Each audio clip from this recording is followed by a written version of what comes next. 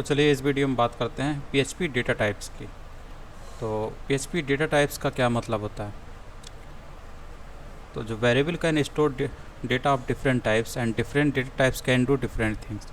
तो जो वेरिएबल्स होते हैं वो डिफरेंट टाइप्स के डेटा को स्टोर करते हैं और डिफरेंट डेटा टाइप्स जो हैं डिफरेंट काम करते हैं। तो ये कौन कौन से डेटा टाइप्स होते हैं PHP में? तो स्ट्रिंग है, इंटीजर है, फ्लोट है, बूलियन है, एरे है, ऑब्जेक्ट है, नल, रिसोर्स, ये आपके डेटा टाइप्स हैं। तो सबसे पहले आता है PHP स्ट्रिंग डेटा टाइप। तो स्ट्रिंग क्या होता है? तो जो सिंगल कोट या डबल कोट के अंदर जो भी आपका सेट ऑफ करेक्टर्स लिखे होते हैं इसी को हम लोग बोलते हैं ये स्ट्रिंग है। मतलब जो डेटा है वो स्ट्रिंग टाइप का है। जैसे कि यहाँ पर हम लोगों ने एक वेरिएबल बनाया x नाम का और इसमें जो डेटा स्टोर किया गया है वो डबल कोट के अंदर है, यानी कि ये जो डेटा है ये स्ट्रिंग है। और ये जो y वेरिएबल इसमें जो डेटा पड़ा हुआ है हेलो वर्ल्ड, ये भी एक स्ट्रिंग है। सिंगल कोट या डबल कोट में जो लिखा हुआ था वो स्ट्रिंग होता है। अब उसके बाद इसको जब डिस्प्ले हम कराते हैं इको से तो इससे आपको ये मिलेगा। और ये भी एक स्ट्रिंग है। ब्रेक है, इससे भी आपको ये भी एक स्ट्रिंग की तरह है, लेकिन ये कैसे काम करता है आपको पता है? ब्रेक का क्या मतलब है HTML में? ब्रेक एक लाइन को ब्रेक करता है, इसलिए यहाँ पर लिखा गया। ठीक, अगर एक और आप यहाँ पर लिख देते हैं तो ये डबल हो जाता है। तो इसके और इसके बीच आपको एक लाइन और दिखती है, एक गैप और दिखेगा एक लाइन का। ये देखिए डबल गैप हो गया। सेकंड है इंटीजर डेटा टाइप। तो इंटीजर डेटा टाइप जो होता है वो इस नंबर और इस नंबर के बीच में जो नंबर होता है वो इंटीजर डेटा टाइप होता है। तो इंटीजर डेटा टाइप कैसा होता है? इसमें कम से कम 1 डिजिट ज़रूर होनी चाहिए और इसमें कोई डेसिमल पॉइंट नहीं होना चाहिए। और ये पॉजिटिव हो सकता है या फिर नेगेटिव हो सकता है। और ये डेसिमल सिस्टम में हो सकता है। मतलब ये है कि जो हम लोग 1 2 3 इस्तेमाल करते हैं डेसिमल सिस्टम है। हेक्साडेसिमल हो सकता है। डेसिमल सिस्टम जो होता है उसका बेस 10 होता है, जो हम लोग इस्तेमाल करते हैं नॉर्मल, वो डेसिमल सिस्टम होते हैं। और जो हेक्साडेसिमल होता है उसका बेस 16 होता है। तो हेक्साडेसिमल हो सकता है इंटीजर, या ऑक्टल इंटीजर हो सकता है जिसका बेस 8 होता है, या बाइनरी हो सकता है जिसका बेस 2 होता है। तो इस तरीके के इंटीजर हो सकते हैं। और ये इम्पॉर्टेंट एक फंक्शन है वर्ड डंप फंक्शन। इसका जब हम लोग इस्तेमाल करते हैं तो इससे हम लोगों को डेटा टाइप पता चल जाता है कि वेरिएबल में किस टाइप का डेटा पड़ा हुआ है, उसका टाइप क्या है, और वैल्यू भी पता चल जाती है।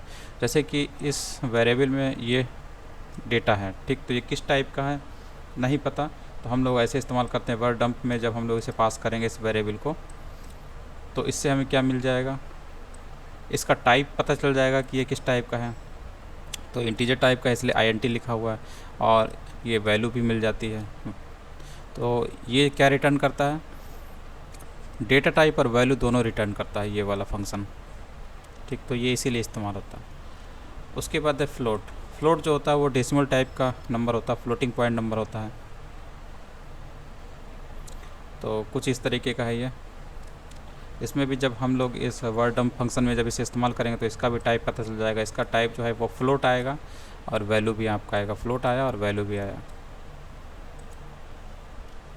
उसके बाद है बूलियन। बूलियन जो होता है वो ट्रू फॉल्स टाइप की वैल्यू होती है। मतलब वेरिएबल में जो वैल्यू पड़ी हुई होती है वो ट्रू या फॉल्स टाइप की जब होती है तो इसी को हम लोग बोलते हैं कि ये बूलियन टाइप का डेटा है।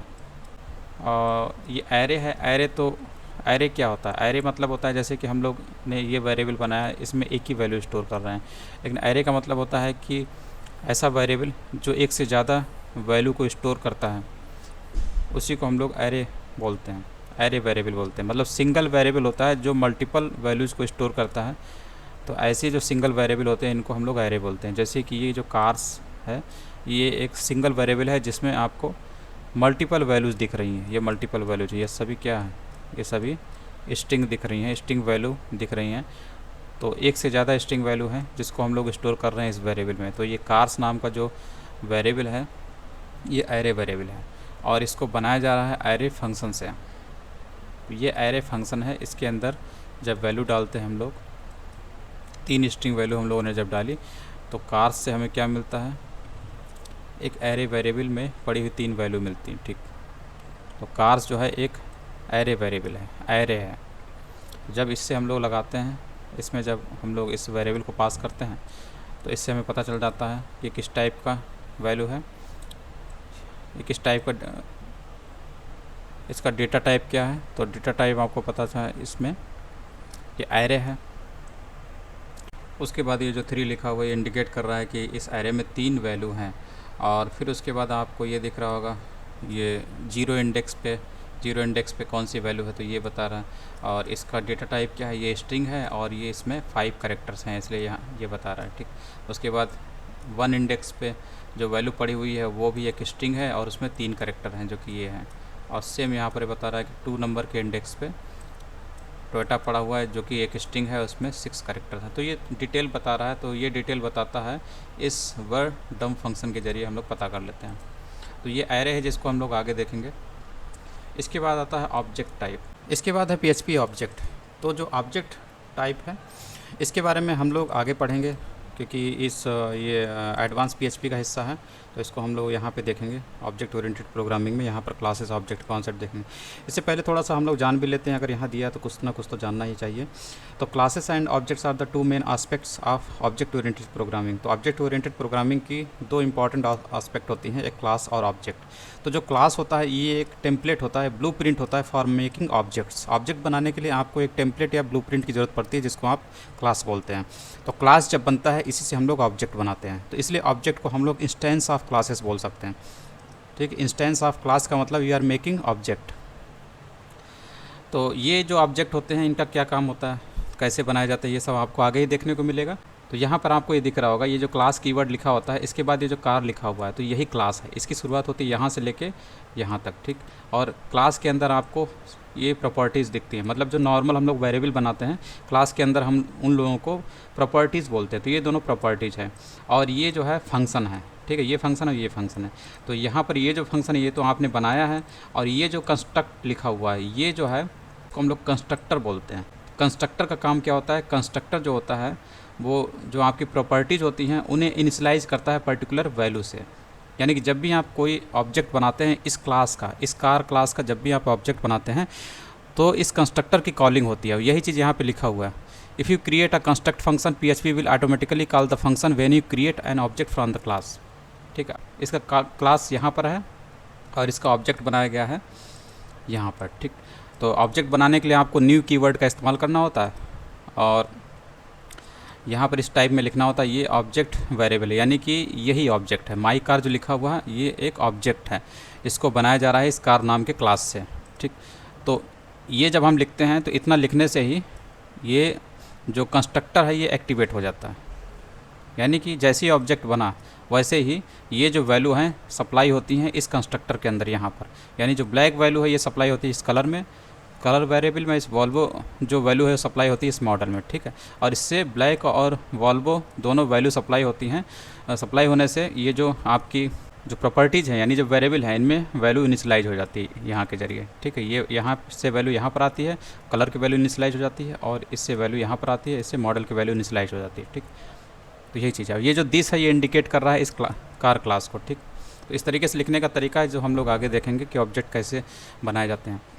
अब उसके बाद इन्हीं ऑब्जेक्ट के ज़रिए इस कार क्लास की चीज़ों को हम एक्सेस भी कर सकते हैं। तो एक्सेस करने के लिए हम लोग जैसे कि मैसेज को एक्सेस करना हुआ तो पहले हम लोग इस कार ये जो ऑब्जेक्ट है इसका नाम लिखते हैं और उसके बाद एरो जो सिंबल होता है इस टाइप में हमें लिखना होता है। इस मैसेज लिखेंगे तो इससे हम लोगों को इससे क्या मिल जाएगा, इससे इस मैसेज की कॉलिंग हो जाएगी, ठीक। यानी कि इस मैसेज मेथड को एक्सेस कर रहे हैं तो हमें इस टाइप में लिखना होगा।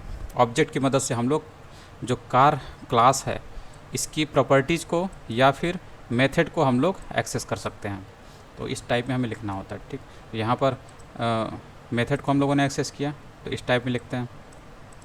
इसके बाद यहाँ पर लाइन ब्रेक लगा रहा है, उसके बाद ये फिर से एक और ऑब्जेक्ट वेरिएबल बना रहा है जिसमें अलग वैल्यू सप्लाई कर रहा है। फिर से इस ऑब्जेक्ट वेरिएबल की मदद से, इस ऑब्जेक्ट की मदद से इसने फिर से इस कार क्लास के मैसेज नाम के मेथड को एक्सेस किया है जो कि आपको यहाँ से दिख रहा है, ठीक। तो इससे आपको दो बार इस कार क्लास, ये जो कार क्लास है इसके इस मैसेज को मेथड को मैसेज नाम के मेथड को एक्सेस किया गया है 2 बार ऑब्जेक्ट बना के, ठीक। तो इससे आपको ये लाइन दिखेगी, ये मैसेज के अंदर का कोड पड़ा हुआ जो ये रन करता हुआ दिखेगा, और इससे भी आपको इसी मैसेज के अंदर कोड रन करता हुआ दिखेगा, ठीक। तो ये चीज़ है, आपको 2 लाइन यहाँ पे दिख रही हैं, ठीक है। ये 2 बार ऑब्जेक्ट बनाया गया है और अलग अलग वैल्यू पास की गई उसी की वजह से, इसकी वजह से ऊपर वाली लाइन और इसकी वजह से आपको ये वाली लाइन दिख रही है, क्योंकि मैसेज मेथड को एक्सेस किया गया है जो कि कार क्लास में मौजूद है। इसकी वर्किंग में आपको अभी समझने की ज़्यादा ज़रूरत नहीं है, क्योंकि अभी समझ में नहीं आएगा, ये आपको आगे समझ में आ जाएगा। ठीक, इसके बाद आता है PHP नल वैल्यू। तो PHP नल वैल्यू बताता है कि अगर कोई वेरिएबल है जिसमें कोई वैल्यू असाइन नहीं की गई तो उसका डेटा टाइप क्या होगा, नल होगा।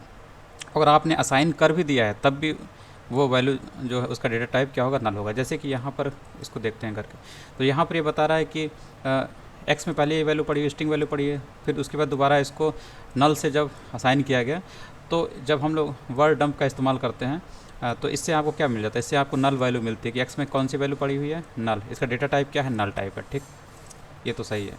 अगर मान लीजिए हम इसको असाइन भी नहीं करते हैं, ठीक है, अब इसको असाइन नहीं करते हैं, तो एक्स की वैल्यू क्या होगी, तो यहाँ से तो इसको प्रेफरेंस ये देगा, तो यहाँ से तो आपको स्ट्रिंग वैल्यू मिलेगी, क्योंकि इसको इग्नोर करेगा, क्योंकि ये वैल्यू है ही नहीं, इसमें कोई वैल्यू नहीं है। ठीक, ये तो चलिए कोई बात नहीं, ये आपको यहाँ से हेलो वर्ल्ड ही मिलेगा। ठीक, और स्ट्रिंग मिलेगा। सपोज हम इसको भी हटा देते हैं। ठीक, तो इसमें एक्स की वैल्यू क्या होगी, इस पर असाइन तो किया नहीं गया है, यानी कि इसका जो डेटा टाइप होगा नल होगा। यही चीज़ आपको मैं बता रहा था। ठीक, तो यही चीज़ वहाँ पे लिखी हुई है, तो इससे भी आपको नल मिलता है जब आप असाइन नहीं करते हैं। ठीक, ये देखिए यहाँ पे लिखा हुआ है, जब आपने असाइन नहीं किया तब भी आपको जो है डेटा टाइप क्या मिलता है, नल, और असाइन कर दिया तब भी आपको नल मिलेगा। उसके बाद है PHP रिसोर्सेज। ये जो है एडवांस PHP का हिस्सा है। इसमें जो डेटा टाइप होता है वो डेटाबेस कॉल से संबंधित होता है, रिसोर्स। तो इसको आगे हम लोग देखेंगे।